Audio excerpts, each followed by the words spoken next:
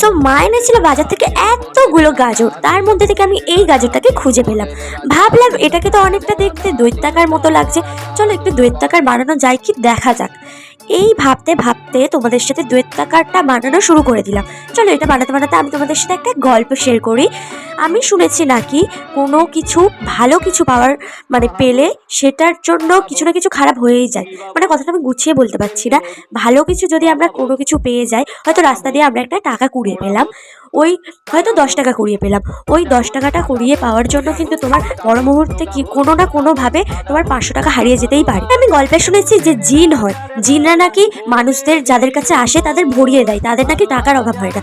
কিন্তু জিনরা কিন্তু যখন তোমাদের কাছে আসবে টাকার কিন্তু অভাব হতে দেবে না, কিন্তু তোমার ধারের কাছেও কাউকে আসতে দেবে না। যদি মেয়ে জিন হয় তাহলে ছেলেদের কাছে আসলে ছেলেদের কোনো বউ আসবে না, আর যদি ছেলে জিন হয় মেয়েদের কাছে আসলে মেয়েদের কোনো বর পাবে না।